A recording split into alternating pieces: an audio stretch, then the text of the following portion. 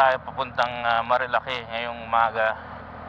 Kakape lang kami ni Tito Jomer, ang aking tsuhin. Kakape kami ni Tito Jomer sa Marilaki. Second time niyang pupunta ng Marilaki. At first time niya magkakape sa Marilaki. Well, nakapunta na kami ng nasama ko na si Oming, nakasama ko na siya before. So kasama niya yung mga tropang tulay. Shoutout sa mga tropang tulay dyan, no? Ayun, ang balak talaga nila is magka-camping sila, moto-camping sila sana. Ako naman, ang balak ko noon is iikot ako ng Marilaki, bababa ng Sampaloc, iikot ako ng Tanay, yan, pauwi ng Pasig. Kaya nung lumigo na ng Santa Ines, sumama muna ako sandali. Santa Ines hanggang dun sa dapat campsite nila, kaso may tawid ilog, itatawid yung motor, kaya hindi na ako dumiretso. Sabi ko kay Tito Jomer, una na ako, kasi yun naman talaga yung bala ko, talagang bago pa lumigo dapat ng Santa Ines, hindi na ako sasama. Sana ako, hindi diretso na sana ako Sampaloc. Pero sumama muna ako sandali para lang makita, baka maganda yung site, pwede nating balikan. Kaso yun nga, tabid dagat, at alam nyo naman, medyo maselan tayo sa motor. Kailangan malinis ang motor. Saka papakita ko sa inyo yung bakit. Number 1 is eto, yung filter ko is hindi na pang motor, pang sasakyan yung filter ko. Yung air filter ko is pang sasakyan niya. Ginagamit siya sa Civic, yan, sa mga Fortuner, basta ano siya, mushroom type tawag. Pero converted na yan from ginamitan ng tubo ng truck, tapos tubo ng sasakyan, and then yun na, yung mushroom type na. So ayun na nga, balik tayo sa storya, no? Lumigo na sa Santa Ines, sumama muna ako, tawid ilog. Sabi ko kay Tito Jomer, hindi na ako sasama muna. Una na ako kasi alam niyo naman yung bala ko na hanggang kanto lang ako ng Santa Ines. Hindi na ako papasok. Then nauna na ako, ginaybay ko yung rock road, yung lusong, yung ahon, yan. Sobra ahon nun, hayop na yan, sobrang lalim.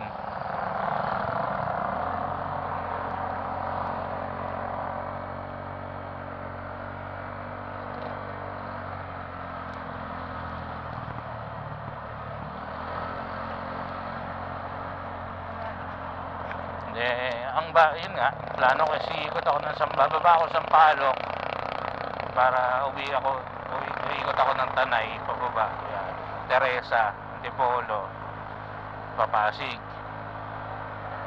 So nung papunta na ako ng Sampaloc, sobrang dami ng motor. Halos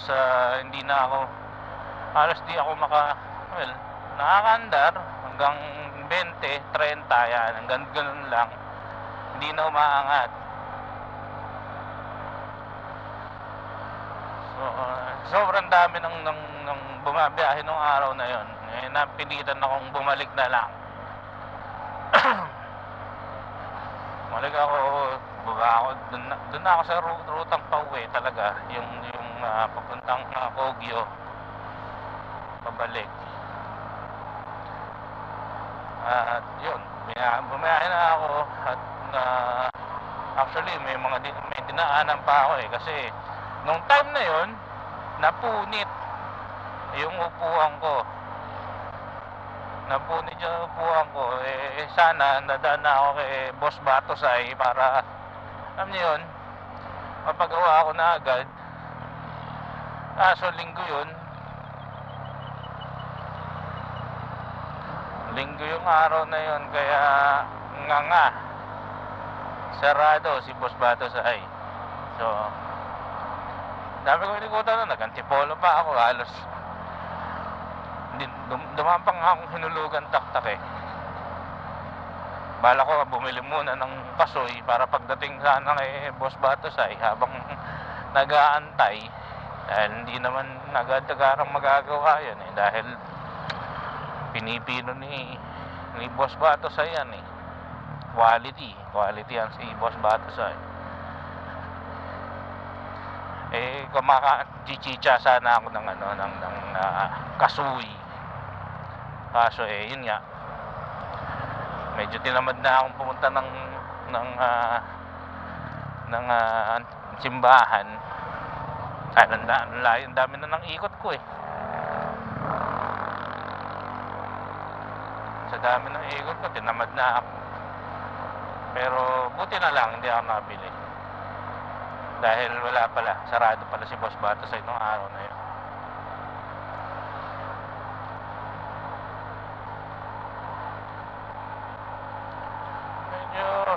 Medyo marami rin nagdaang Taytay, doon ako duman sa Highway 2000, nagsisiks ako papuntang Lupang Arienda, tapos nagpayong pinagbuhatan niya, doon na ako lumusot. Siguro mga biyahe ko pabalik, inabot ako ng 2 oras, 3 oras. Chill lang naman tayo mag-ride nung araw na yun. Number 1, nagbag-isa tayo. Walang gagabay sa atin kung sakaling may mangyaring hindi natin naasahan. Pangalawa, mainit ng araw na yon. Ayoko masyadong magmadali at baka sa sobrang pagmamadali ko, uminit ulo ko pag mayroon akong alam yun, bigla akong matraffic or something, or chill lang tayo ng araw na. Then pangatlo, muta ko sasabihin ko pangatlong reason.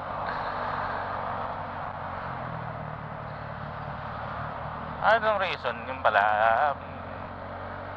yung view pabalik ay ninanamnam nating maigi dahil hawak natin ang oras natin nung araw na yon. Walang nagmamadali, walang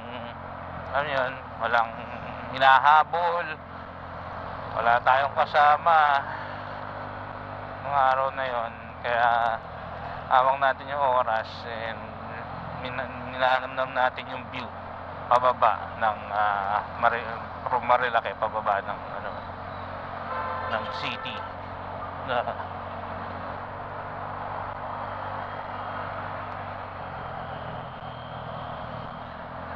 At nung nakauwi ako, yun nga, nakita ko sila Tito Jomer. Hindi na tumuloy sa kanilang moto camping. Kamukat-mukat mo, tuyo pala yung kabilang ilog na kanilang pag-i-stayan sana. Kaya napagpasya nila na mag-ride na lang ulit from Santa Ynez. Tumakbo sila hanggang Arco ng Infanta. Sabi ko sana sinabihan na lang ako, or sana sumama na lang ako, or alam niyo yun, nagantay ako sandali. Pero mahirap kasi magbaka sakali na alam niyo yun, na nandun ako sa spot nila, natuloy yung moto camping nila, diba?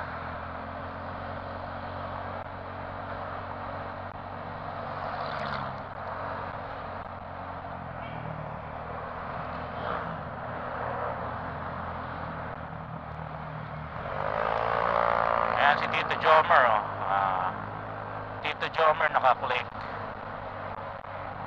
125 version 3, formado lang, nakapanggilid, naka-muffler, naka-remap. Yan, tuwan-tuwa na siya niyan.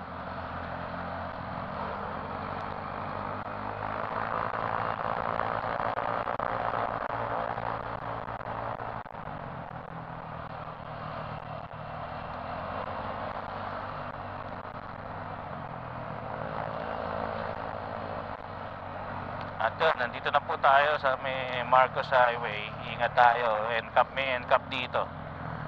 So, umpisa na ng NCAP dito. Sa motorcycle lane lang tayo, kung may motorcycle lane man.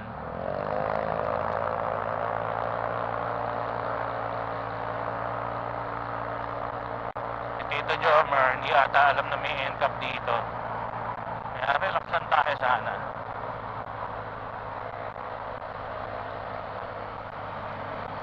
Si Tito Jomer,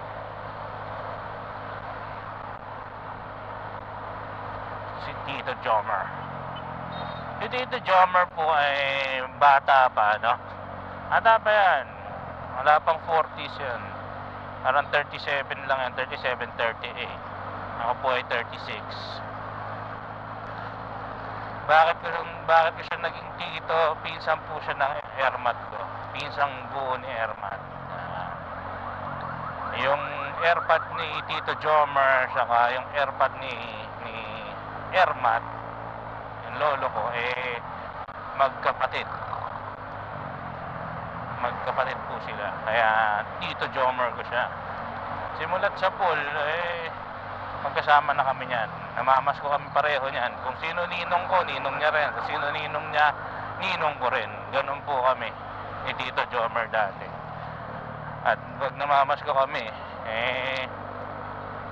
nilalakad namin, naiikot namin buong pinagbuhatan. Iniisa-isa namin yung aming kamag-anak. Ganon kami katindi ni Tito Jomer. Asan na si Tito Jomer? Siya na si Tito Jomer, Pero hindi po Tito ang tawag ko sa kanya. Dahil yun nga, simulat sa pool, magbarkada na po kami, magkasama na po kami talaga, halos magtropa na kami yan. Kaya ang nangyari is Oming na lang po ang tawag ko sa kanya. Kung ano yung palayaw niya, yun lang yung tawag ko sa kanya.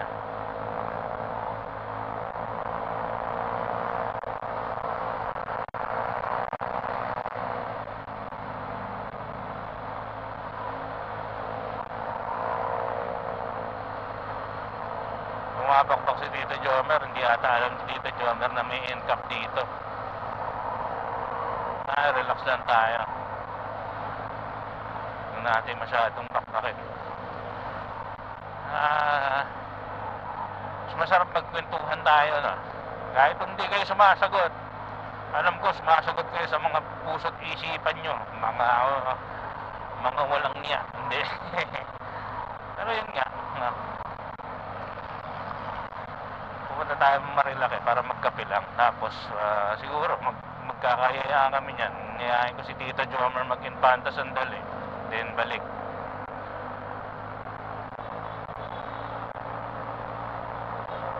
Balik na kami. Pagbigyan man lang yung kate ni Tito Jomer sa pagra-ride.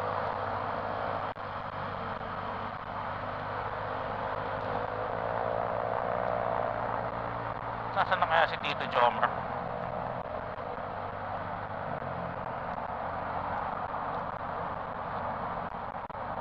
mukhang malayo na si Tito Jomer ah. Hindi ko na makakita. Ayos lang. Mahabol na naman natin. Basta paglagpas nitong ano,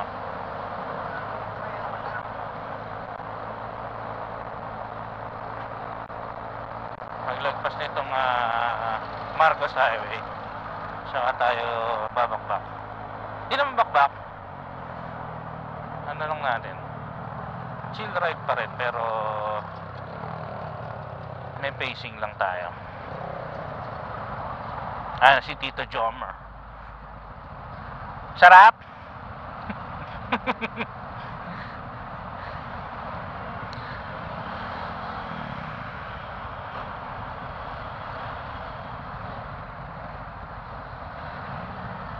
Yan yung click ni Tito Jomer. Bagong ano yan, bagong decals. Siya lang nagkakabit niyan, decals niya. Lahat na nakikita niyo dyan, siya lang nagkakabit. Hindi po yung mekaniko, no? Hindi. Computer graduate po yan. Pero masyadong makalikot. Makalikot po yung isipan niyan. Kaya facing na lang tayo dito, Jomer. So, kung bumakbak siya, babakbak tayo.